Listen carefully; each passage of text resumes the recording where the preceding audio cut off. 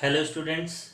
आज हम कक्षा 10 का एक नया चैप्टर स्टार्ट करने जा रहे हैं जिसका नाम है दो चरों वाले रैखिक समीकरण यू। इसमें क्या है, हमें दो समीकरण दिए रहेंगे, उन्हें हमें क्या करना है, हल करना है। इसमें लिखा हुआ है दो चरों वाले, एक शब्द आ रहा है चर। चर क्या होता है आपका, जिनका मान फिक्स नहीं होता, बदला करता है। जैसे कह दिया जाए एक्स, जितने भी आपने गणित अभी तक पढ़ी होगी वहाँ पर एक्स का मान क्या है, किसी में फिक्स नहीं है। कहीं पे 3 आ रहा है, कहीं पे 4 आ रहा है, कहीं पे 5 आ रहा है, इसका मान कुछ भी हो सकता है।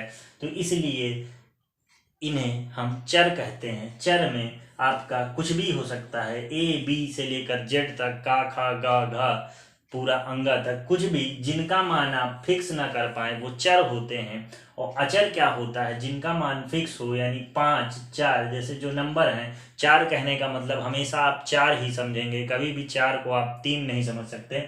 यानी चर वो और अचर, ये तो एकदम बेसिक सी बात हुई। तो हम चलते हैं अपने चैप्टर की तरफ। तो हमें क्या करना है, ये देखिए एक एक्स वाई चर में क्या है, पहला समीकरण दिया है और ये आपका दूसरा समीकरण दिया है, इसे हमें हल करना है। कक्षा 10 के पाठ्यक्रम में आपको इसको हल करने के लिए 3 विधियां बताई गई हैं। पहली विधि विलोपन, दूसरी प्रतिस्थापन विधि व वज्र गुणन विधि। तो आपको इनमें से किसी एक से आपको हल करना पड़ेगा। अब देखिए क्वेश्चन जो पेपर में है वो किसी तरह भी आपसे पूछ सकता है। आपको अगर कहेगा कि इस समीकरण को हल कीजिए तो आप इन तीनों में से किसी को भी आप लगा सकते हैं। परंतु यदि आपको इससे कह दिया कि वज्र गुणनखंड विधि का उपयोग करके इस समीकरण को हल कीजिए, तो यदि अगर आपको कह दिया वज्र गुणनखंड या फिर विलोपन कह दिया, तो आप अगर दूसरी विधि लगा देंगे तो नंबर क्या है, कट जाएंगे। इसलिए हमें तीनों विधियों का ज्ञान होना महत्वपूर्ण है। तो देखिए चलिए आज हम आपको जो विधि पढ़ाने जा रहे हैं विलोपन विधि द्वारा इसे पढ़ाएंगे। और विलोपन विधि द्वारा हमें इसे पढ़ना है। तो देखिए जो आपको सवाल दिया रहेगा उसमें यह है, इसे मान लेंगे समीकरण 1 और इसे मान लेंगे समीकरण 2। विलोपन यानी विलुप्त हो जाना, यानी गायब कर देना।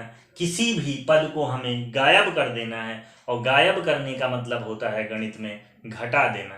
यानी हमें क्या करना है, इन दोनों समीकरणों में से किसी को एक पद को गायब कर देना है, यानी घटा देना है। तो देखिए आपको फिर से इस सवाल को लिखते हैं। पहला है आपका x प्लस वाई बराबर 5 और दूसरा है आपका 2x माइनस 3y बराबर 4।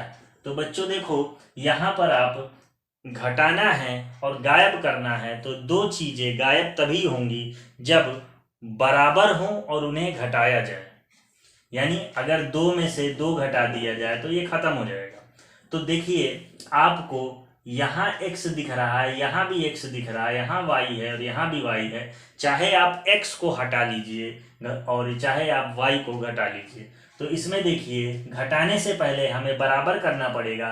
तो देखिए मैं यहाँ पे y को बराबर करता हूँ, तो हमें x को अभी नहीं देखना है। देखिए यहाँ कितना है, यहाँ है y, और बच्चों यहाँ कितना है, यहाँ है आपका 3y। तो हमें क्या करना है, इसमें भी अगर 3 आ जाए तो यह भी 3y और यह भी 3y हो जाएगा।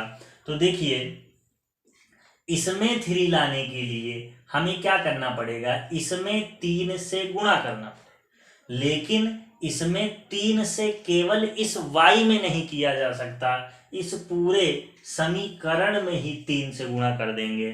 तो जब इस पूरे समीकरण में ही आप 3 से गुणा कर दोगे तो 3 का गुणा जब x में होगा तो हो जाएगा 3x, प्लस लगेगा 3 का गुणा y में होगा तो हो जाएगा 3y, और 3 का गुणा बराबर के इधर भी हो जाएगा 5 में, तो 3 पचे 15। यह आपका क्या हो जाएगा 3 से गुणा करने के बाद। अब हमें करना क्या है कि आपका ये भी 3y है और ये भी 3y है। अगर यहाँ भी प्लस और यहाँ भी प्लस होता तो हम घटा देते, परंतु ये वाला पहले से ही माइनस है, इसलिए इसे हम क्या करेंगे, जोड़ देंगे। तो लिखेंगे जोड़ने पर, जब आप इसे जोड़ोगे तो क्योंकि ये माइनस में है और ये प्लस में है तो ये क्या हो जाएगा, इससे कट जाएगा। और 3 और 2 होता है आपका 5x, और इधर 15 और 4 हो जाएगा 19। 5x बराबर 19। तो x का मान जब आप निकालोगे तो ये 5 जो है x में गुणा है, तो ये 5 इसके नीचे आ जाएगा, यानी 19 बटा यहाँ पे आ जाएगा आपका 5। तो फिर से देखते हैं, सवाल था x प्लस वाई बराबर 5 और 2x माइनस 3y बराबर 4। हमने दोनों समीकरण को पहले लिख लिया। उसके बाद हमने देखा कि इस वाले समीकरण में 3y था, यहाँ पे y था, तो क्यों ना हम इसमें 3 से गुणा कर दे ताकि यहाँ भी 3y आ जाए। 3 से गुणा किया तो 3x, 3y और 3 पचे 15, जोड़ दिया। क्योंकि ये 3y एक प्लस और एक माइनस में था तो ये खत्म हो गया, और 3 और 2 5x होता है इक्वल टू 19। तो x का मान निकालेंगे तो 19 बटा 5 आ जाएगा। अब हमें करना क्या है, जब एक आपका x का मान निकल जाए तो हमें y का मान चाहिए। तो y का मान देखिए कैसे निकालते हैं, इसे आप नोट कर सकते हैं वीडियो पॉज करके, मैं इसे मिटाने जा रहा हूँ। तो x का मान निकला है 19 बटा 5। तो x का मान जब 19 बटा 5 आ गया है तो x का मान किसी भी एक समीकरण में रख देंगे। तो हमने कहा x का मान समीकरण 1 में रखने पर, तो आया आपका x plus y equal to 5 था। हमें x का मान मिला था 19 बटा 5, तो हमने x की जगह पर 19 बटा 5 रख दिया, प्लस y बराबर 5।